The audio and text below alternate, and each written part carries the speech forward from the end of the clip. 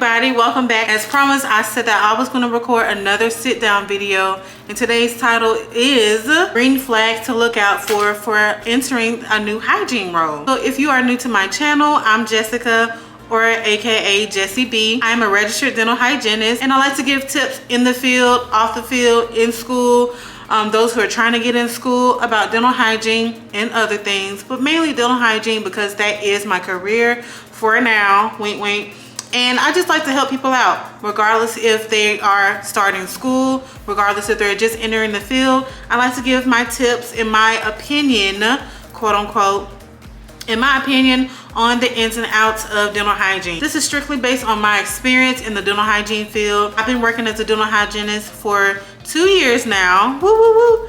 And these are just some of the tips and the things to look out for as a dental hygienist as you're entering a new hygiene role. Hello everybody, welcome back to my channel. I'm your girl Jessie B. If you are new here, I am a registered dental hygienist. My main videos consist of dental hygiene vlogs, videos, me working in the office, and just going through my journey as a dental hygienist. I post videos on the ins and outs of dental hygiene. There are old videos of my journey in dental hygiene school, so you can go back and watch those if you haven't already. I've been working as a dental hygienist for 2 years, and these are just videos based on my opinion and my journey of dental hygiene. So sit back, relax, and let's go. And this video is going to be about green flags on dental hygiene. So first things first, when I'm looking for a new position, I'm thinking about the environment I am in.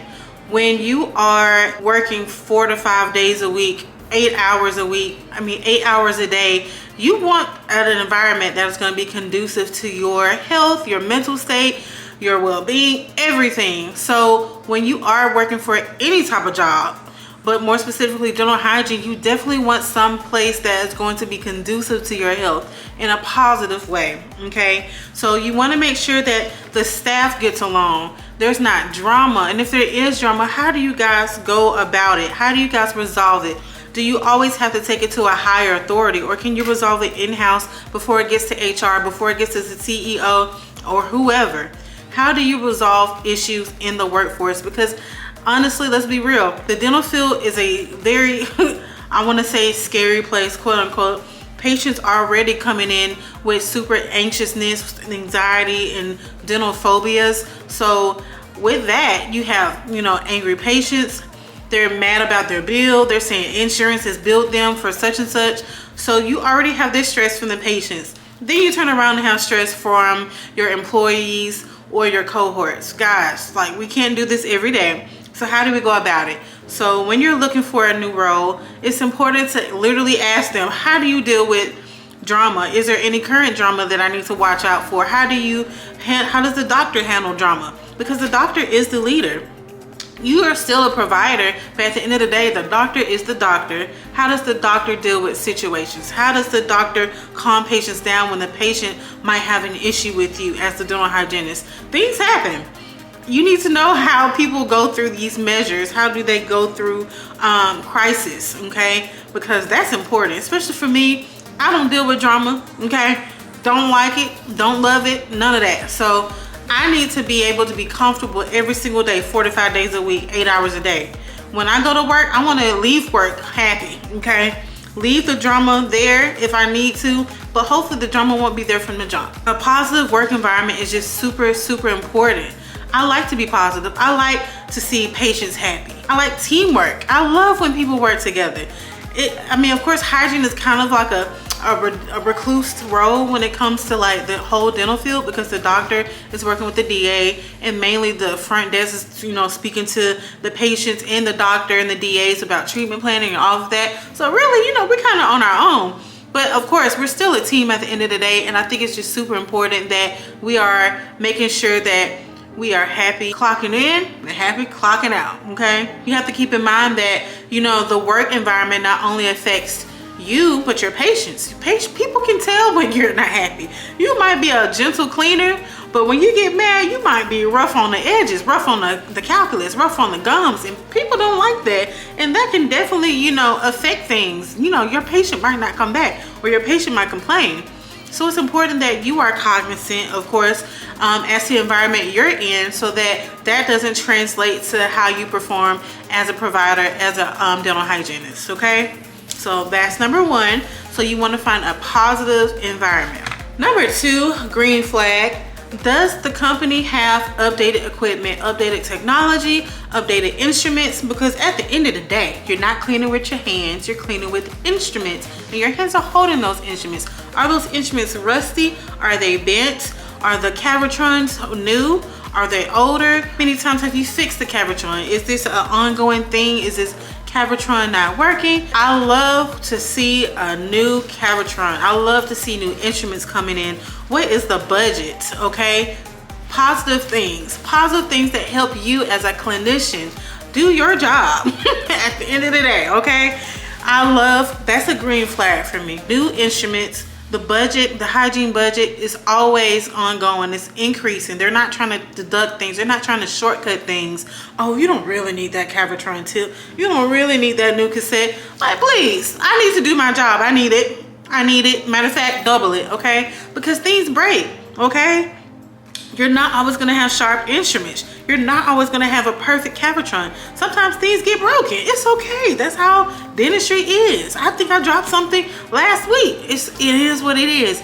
But how do we go about fixing it? Okay, that's important. Okay, guys. So I think it's really important that that our tools, the things that we use on the day-to-day to make our money, to clean the patients, are in good shape. So green flag for companies that have new things.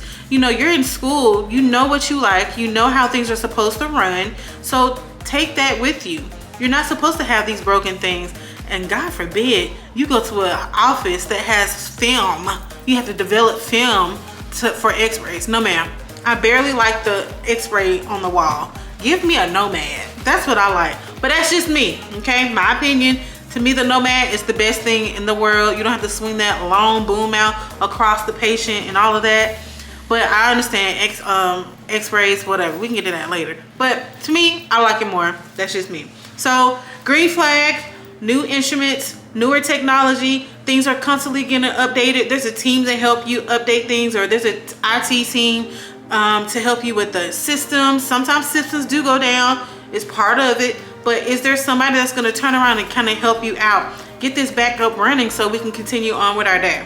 Green flag. So one thing that I used to be afraid of was to me a red flag at the time was bonus structures.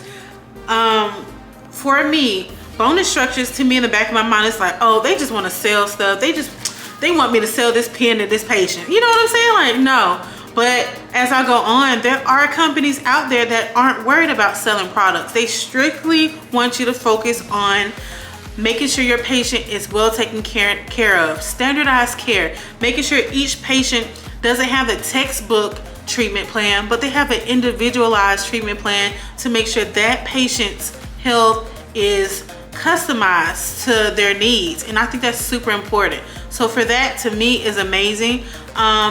For my current job, the bonus structure is not based on selling this product, selling IO-rent, selling Arrestin. It's structured on retention. And to me, that is the best thing. That is what I've been looking for. Retention means that you are retaining these patients. You have a patient that has come in for a full mouth SRP. You finish the SRP and then you turn around 3 months later, they come in for the perio maintenance. That is retention. That is how you make your bonus. And that is what I'm looking for. I don't care about selling all these extra products, especially when a company pushes products and that's all they care about. Oh, you didn't meet this goal yet. I don't care. I want to make sure my patient is taken care of. Regardless if I sell an IO-rent. Now, mind you, let's be real. Like 90% of people are going to have some form of periodontal disease, whether it is gingivitis or periodontitis, okay? However, some people do need IO rinses. Sometimes they take a bottle home, still have that rinse, and you don't need to irrigate. Sometimes you did Arrestin and they don't have any more bleeding spots. You're not always going to use these products each time the patient comes, but of course you're going to be using something. Regardless of that, I don't want to have to worry about, oh my God, I didn't reach this thing. Maybe in the back of my mind, I could sell them something that they don't need. That's when you start messing up, and that's when your ethics start to get a little wonky, okay? So I love that. Green flag for my company, because I love the fact that I don't have to worry about reaching a goal when it comes to selling products. At the end of the day, I didn't go to hygiene school to learn how to sell. Okay, if that was the case, I would go sell me some Audis over here. Okay, like So it's super important that you find a company that works best for you. You might like selling products, good for you. It's not for me. And I just feel like as though when you do have to sell those products, things can get crossed. That's all I'm saying. Y'all let me know if you agree or disagree. I would love to see you guys' opinions, but for me and through my experience, for me, my green flag is to make sure that the patient gets exactly what they want without me having to feel as a clinician that I have to sell extra products to reach an office goal. That is not my goal. My goal is to make sure my patient gets exactly what they need, and that makes me happy. And you will reach your goal as long as you're making sure your patient gets exactly what they need. You're gonna reach a goal because they're gonna know that you're taking care of them at the end of the day. They're gonna understand why they're getting fluoride, why they're getting arrested. They're gonna understand why they need to, even if they don't buy a toothbrush from you, go buy an electric toothbrush from Amazon or Costco. People love Costco, but they'll understand why, and that's what's important. They know that you're taking care of them at the end of the day. So green flag if you are taking care of your patients the way they need to be taken care of. Standardized care is so important, and I just love that. So green flag number 3. So another green flag for me is hygiene columns. So some of you are just not graduating. I've only cleaned 1 patient per day in clinics, and you're probably interviewing at offices that do double columns right off the bat. Make sure you guys are transitioned the right way. A green flag for me, even though I have done double columns, like last week, my job now wants me to make sure I'm focused on my 1 column. If I can take extra patients, fine, that is completely okay. But make sure you are comfortable with your patient load. Don't get burnt out, okay? Do not get burnt out, okay? So green flag is making sure that you are getting quality over quantity. That is super important, because if you are burning yourself out, not being able to truly take care of your patients, getting shorter and shorter patient times with your patients, and having to rush cleanings, and you know you left some calculus, you know this patient is bleeding, you didn't give them irrigation or arresting, that is a no-no. And you need to take that up with your doctor, you need to take that up with your office manager. And if they're not willing to, even from the jump in your interview, if they're not willing to discuss, hey, let's start off slow and build up over time so I can get comfortable with this patient load. And if I feel like I can completely give my patient comprehensive care, then we can see if I can move up at 1, and then make sure that I'm not changing the way I take care of my patients. That is important. You want to make sure that you are executing everything the right way, making sure you're probing, making sure you're accessing their intraoral care, their extraoral cancer screenings. All of that is super important. And if you're not able to do that, then you might need to change some things. It's okay. You got to make sure you're taking care of your patients. You don't want to half do anything. If you're half doing it, then they need to take your license away, because it's not right, okay? You have to make sure you're doing things the right way. And I know you will, but it's super important that you're not letting these people, these upper management guys, you know, try to talk you out of being comfortable with what you're comfortable with. If it's 1 column, great. If it's 2 columns, great. If you want to do 1 column and then kind of like disperse extra patients, fine. If you want to just a good tip for me is, like, if you have a new patient that's already got their x-rays done from the DAs and they need an SRP, just do half a mouth. You can still retain that patient. You can have them come back for their other half, and then you'll have an extra patient so coming back for their 3 months. That to me is a good way to kind of negotiate, I want to say, or compromise. That makes the front desk happy, that makes you happy, and you don't feel like you are just exhausting yourself. So green flag, make sure that you are getting quality over quantity at your office. Talk to them before you actually do a job. Talk to them before you actually get hired. Maybe do a working interview. See how they run their things. See how they take their new patients. See, do they push you to do more than 8 patients a day? And if you do, what type of breaks do you get? Do you get an hour break? Do you get 30 minutes? I always vote for the hour, because by the time you warm your food up from Cheesecake Factory, That's 5 minutes gone. And then you gotta walk to your car. That's 10 minutes. Baby, I don't like to eat in 20 minutes. I want to digest. I want to get on TikTok. I want to maybe take a nap in my car. But you don't have that option if you only got 30 minutes. No, ma'am. Green flag number 4 or 5, whatever this is, if you get adequate breaks. I like an office that knows that their providers work best when they're well rested, when they're mentally stable and sound. I love that. Ooh, it eats me up because I love that so much when people already recognize the value in being well rested. So make sure your office maintains that at all times. Don't just, oh, well, she's doing good, maybe we can sneak that in there. Talk to me first before you decide to add anything to my schedule. You can take away, but don't add. We don't do that. So another green flag that I would like to say is you need to make sure you're doing your due diligence as a hygienist. You need to keep an open mind about regulations, about policy changes, about even new employees coming in, about different changes, because as a hygienist, I think that sometimes we do get this mindset of, I don't need to learn that, I already graduated, what is this? No, I'm good with what I have.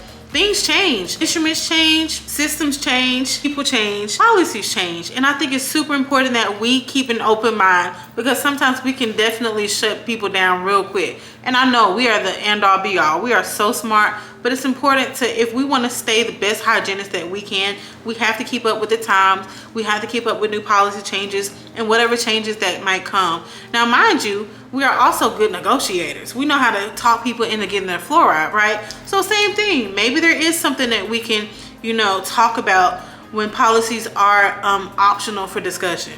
But at the same time, you need to be willing to listen, as we want our patients to listen to us, so that we can still be a contributing teammate to our office, okay? So if you do have an issue, say with the policy or a teammate, make sure you're willing to bring that up to your teammate without trying to harbor feelings, because once you keep things to yourself and people don't even know, they can't read minds, it's not conducive to your well-being in your practice, okay? You need to be able to bring your team together, maybe in the group huddle or maybe in the afternoon after the day is done, just so that if people do harbor feelings, they're not bringing it through the rest of the day.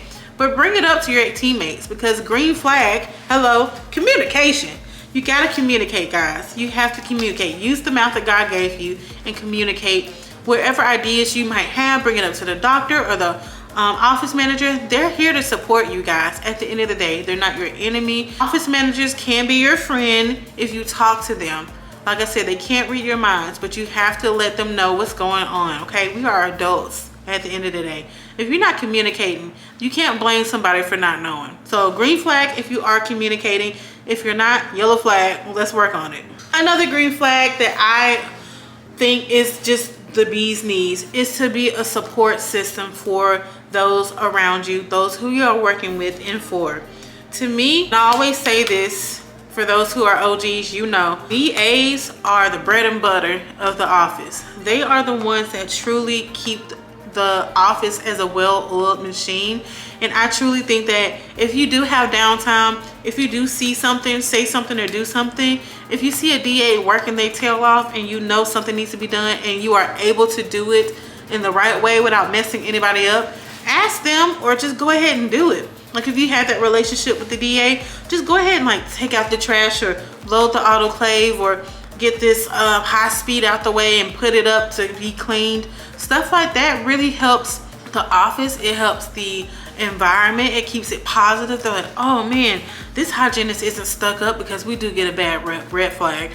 Well, this hygienist isn't stuck up. They don't mind helping. They don't mind getting down and dirty with me. And I appreciate that. And they'll have your back as you have theirs, okay? So green flag if you are helping your office out, helping your DA out, because DAs do so much, okay guys? So don't be afraid to be a team player. This to me is a godsend. When I find a new CE that's free, share it. Share it with me, share it with the office. Doctors need CEs, hygienists need CEs. DAs don't need CEs, but I'm sure if they want to learn something, I'm sure by all means they would love to know more, at least have the option to let them know.